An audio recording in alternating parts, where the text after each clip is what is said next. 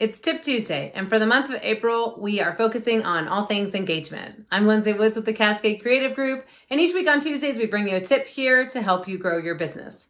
So engagement. Why is it important, and how do you get it? Well, why it's important should be pretty simple. You want people to engage with you so that they can relate to you, whether it's on your blog, a podcast, or Instagram, or other social media networks. You want them to come to where you're putting content, stick around, consume that content, and get to know you and your brand.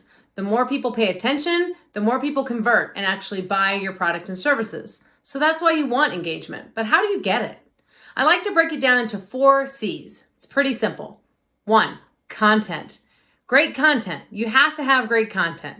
You need to be speaking to your ideal customer. You're solving a problem for them. You're giving them a tip that's going to help them in their business or their life. You're sharing information that they want to know. So great content is the first step. And that's why having a content plan is so important, because you can lay it out and know what different content pillars you're addressing on different days. 2, consistency. You have to be consistent. You can't just post for 7 days and then go away for a month.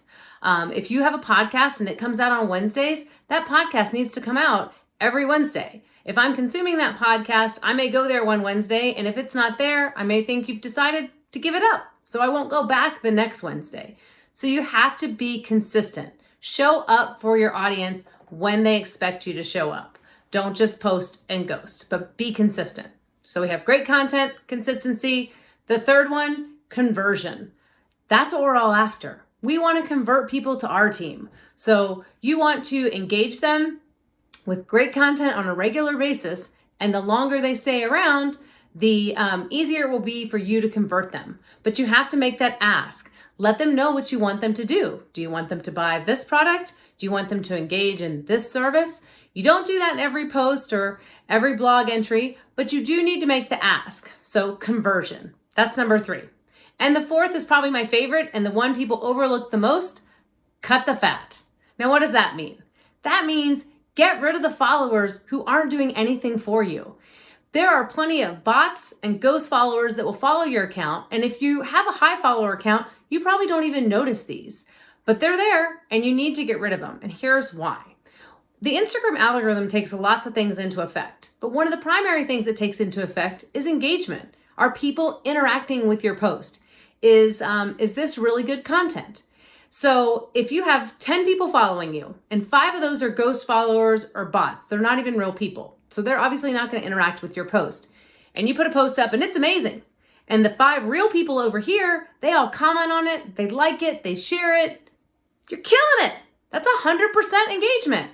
But to Instagram, that's only 50% because you have these 5 bot followers over here that aren't doing anything for you. So you've got to get rid of them. You can easily spot them because they have weird usernames. They follow tons of people, but don't have any followers. They have maybe 1 post. It's pretty easy to see where the bot followers are, and you want to get rid of them. Sure, it's going to lower your follower count temporarily, but it's going to increase your engagement, which then will have Instagram pushing your content out to more people, which will bring you new followers. So you got to look at it from a long game perspective. One thing to note, you don't want to unfollow all these people at one time. Instagram does not like rapid action. So take off a couple a week, maybe 20 to 40 a week, remove them, and gradually you'll see your engagement score go up. So those are just a couple quick ways that you can apply to pretty much your blog, your podcast, your website, Instagram, other social networks with the 4 C's. So you want to provide great content. You want to be consistent. You want to convert. Make sure you're telling them what you want them to do, and you want to cut the fat. Get rid of people who aren't doing you any good. That's this week's tip. If you need help between now and next week, where we'll still be talking about engagement, please feel free to send us a DM or email us at hello@cascadecreativegroup.com. Have a great day.